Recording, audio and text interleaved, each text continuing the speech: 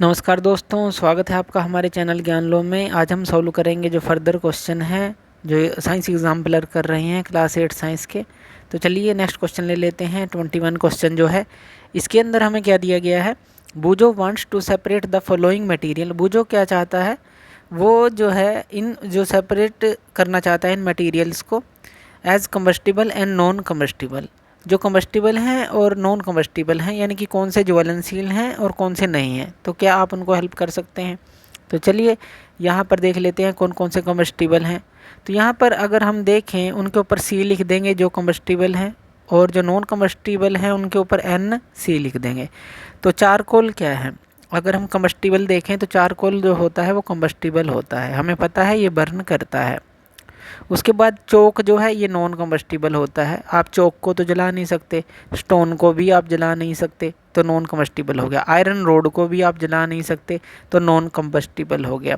Copper coin को भी आप जला नहीं सकते, तो ये भी नॉन कम्बस्टिबल हो गया। स्ट्रा को आप जला सकते हैं तो कम्बस्टिबल हो गया। कार्डबोर्ड को भी जला सकते हैं, और ग्लास को आप नहीं जला सकते। पेपर को आप जला सकते हैं। कैंडल को आप जो है अगर इसके अंदर देखें वो जला सकते हैं, तो ये कम्बस्टिबल है, क्योंकि वो आपने देखा होगा जलता है तो मोम पिघलता रहता है और ख़त्म होता रहता है। वुड भी कम्बस्टिबल है। तो इस तरह से आप इनको अलग अलग करेंगे। नेक्स्ट क्वेश्चन है, indicate whether the following statement are true और फॉल्स। ये स्टेटमेंट हमें बतानी है कि ये ट्रू हैं या फिर फॉल्स हैं। Also write the false statement in their correct form. और फॉल्स स्टेटमेंट को हमें उसके करेक्ट फॉर्म में भी लिखना है। तो सबसे पहले, air is necessary for combustion. क्या जो एयर है वो नेसेसरी होती है कंबशन के लिए। तो बिल्कुल सही है, एयर जो है नेसेसरी होती है, ये है। Magnesium is a non combustible material. तो जो मैग्नीशियम है क्या वो नॉन कम्बस्टिबल मटेरियल है, ये हमें बताना है। तो ऐसा नहीं है, नॉन कम्बस्टिबल नहीं होता ये कम्बस्टिबल यानी कि ज्वलनशील होता है। तो magnesium is a combustible metal जो है आप इसको बोलेंगे। नेक्स्ट जो सी है हमारे पास, ये क्या है, carbon dioxide is an excellent fire extinguisher. यानी कि जो कार्बन डाइऑक्साइड है उसका हम यूज़ करते हैं फायर एक्सटिंग्विशर, यानी कि जो आग बुझाने के यंत्र होते हैं उनके अंदर यूज़ करते हैं। तो एक्सीलेंट है, ये बिल्कुल सही है, ये यूज़ करते हैं। Calorific value of wood is higher than that of coal. क्या जो कैलोरीफिक वैल्यू है यानी कि हीट देने की क्षमता है लकड़ी के अंदर ज़्यादा है कोयले से, तो ऐसा बिल्कुल नहीं है, ये बिल्कुल उल्टा होगा। जो कोल है उसकी हायर क्षमता है, हायर कैलोरीफिक वैल्यू है। तो ये हम इसके अंदर लिखेंगे कि जो कैलोरीफिक वैल्यू है कोल की ज़्यादा है ना कि वुड की, तो ये लिखेंगे। नेक्स्ट क्वेश्चन ले लेते हैं, match the items of column A with the items of column B. तो हमें यहाँ पर मैच करने हैं इनको। Oxides of sulphur and nitrogen ये हमें दिया गया है और यहाँ पर हमें मैच करना है। तो ये कब मिलते हैं हमें, oxides of sulphur and nitrogen. अब देखिए आपने एसिड रेन के बारे में सुना होगा, तो ये तभी मिलते हैं हमें जब एसिड रेन जो है उससे रिलेटेड है ये। सीएनजी क्या है, अब जो सीएनजी होती है वो हमें पता है वो फ्यूल है एक तरह का। तो यहाँ पर देखिए हमें ये जो है फ्यूल फॉर ऑटोमोबाइल ये हम मैच कर सकते हैं इसके साथ। उसके बाद जो ऑक्सीजन है, ऑक्सीजन क्या है, अब ऑक्सीजन का यूज़ किस लिए किया जाता है, अगर हम बात करें कंबशन के लिए नेसेसरी है तो ये आ जाएगा। इनफ्लामेबल सब्सटेंस, इनफ्लामेबल सब्सटेंस कौन सा है या क्या है उसके बारे में यहाँ। Fire extinguisher, incomplete combustion of coal, very low ignition temperature. तो इनफ्लामेबल जो सब्सटेंस होते हैं तो उनके पास क्या होता है, ये प्रॉपर्टी होती है वेरी लो इग्निशन टेम्परेचर की। कार्बन डाइऑक्साइड, कार्बन डाइऑक्साइड हमने जैसा कि देखा कि वो फायर एक्सटिंग्विशर के अंदर जो आग बुझाने वाले यंत्र है उनके अंदर यूज़ किया जाता है। कार्बन मोनोऑक्साइड ये कब बनती है, जब इनकम्प्लीट कंबशन होता है कोल का, यानी कि कोल अच्छी तरह से नहीं जलता, तब ये प्रोड्यूस होती है। Match the following for the flame of a candle. यहाँ कैंडल के लिए हमें कुछ चीज़ें दी गई हैं, जो जोन हैं अलग अलग हमने पढ़े थे उस तरह से यहाँ पर दी गई हैं, हमें मैच करना है। तो यहाँ पर हमें कॉलम ए में हॉटेस्ट पार्ट दिया गया है। हॉटेस्ट पार्ट कौन सा होता है तो वो हमें बताना है। हॉटेस्ट पार्ट हमें पता है कि आउटर जोन जो होता है वो होता है, तो हॉटेस्ट पार्ट कौन सा होगा, outer zone of complete combustion.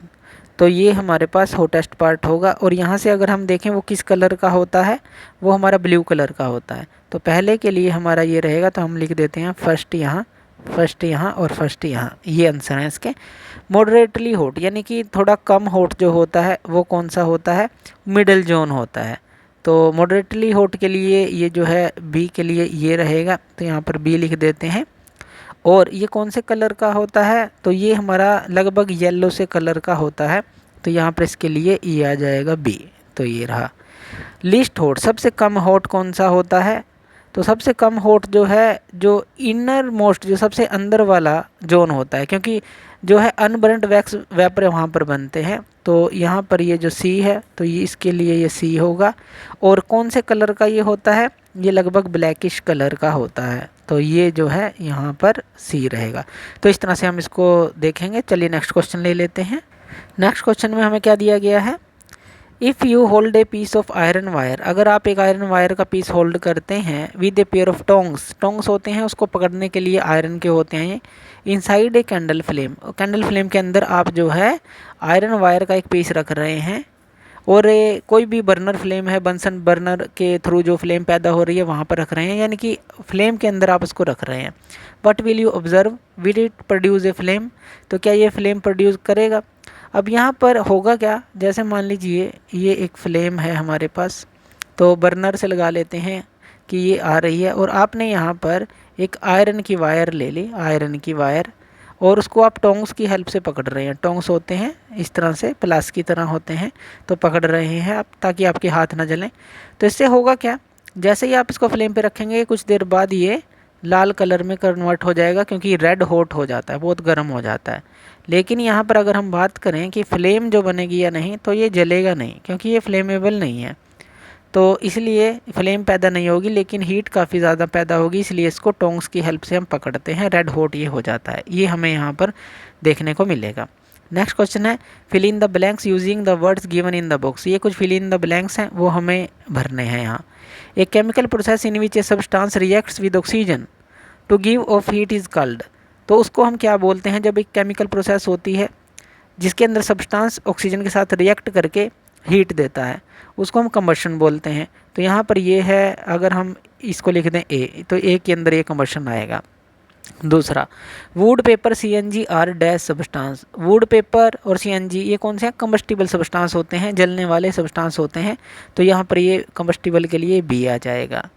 The lowest temperature at which a substance catches fire is called its, तो उस टेम्परेचर को क्या कहते हैं जहाँ पर वो आग को पकड़ लेता है, उसको उसका इग्निशन टेम्परेचर बोलते हैं। तो ये सी जो है ये रहेगा।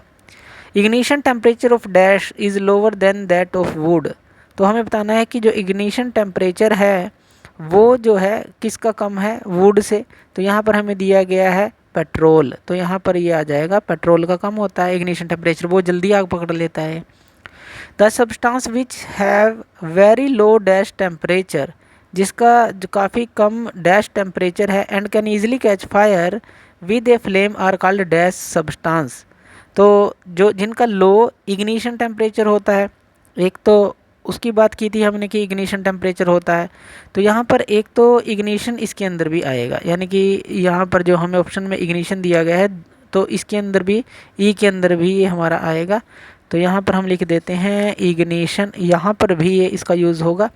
और इस तरह के सब्सटेंस को जो फ्लेम के साथ जलते हैं उनको क्या कहते हैं, हम उनको हम बोलते हैं इनफ्लामेबल, यानी कि ये भी ई के अंदर रहेगा, तो इग्निशन आएगा और यहाँ पर क्या आ जाएगा, इनफ्लेमेबल सब्सटेंस, तो यहाँ पर इनफ्लेमेबल आ जाएगा। The amount of heat energy produced on complete combustion of 1 kg of fuel is called its, उसको हम क्या बोलते हैं, 1 kg ऑफ फ्यूल के बर्न होने पर जो हीट निकलेगी उसको कैलोरीफिक वैल्यू बोलते हैं। तो यहाँ पर एफ रहेगा ये कैलोरीफिक वैल्यू। तो इस तरह से आप इन सभी को सॉल्व करेंगे। चलिए नेक्स्ट क्वेश्चन ले लेते हैं।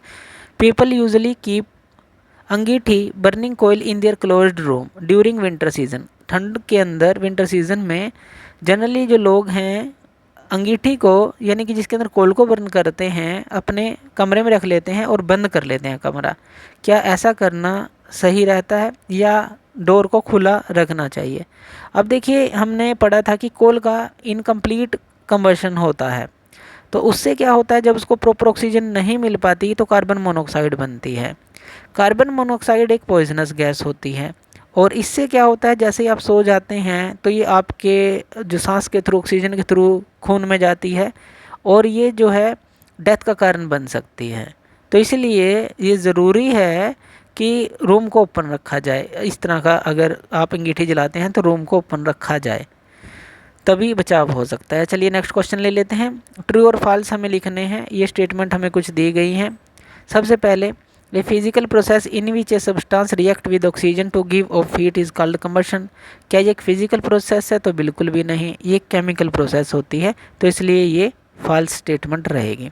Second, water is the best extinguisher for fire involving electrical equipment. तो ये भी बिल्कुल फॉल्स है, क्योंकि इलेक्ट्रिकल इक्विपमेंट के ऊपर अगर वाटर को आप गिराएंगे तो वहाँ पर करंट का खतरा है।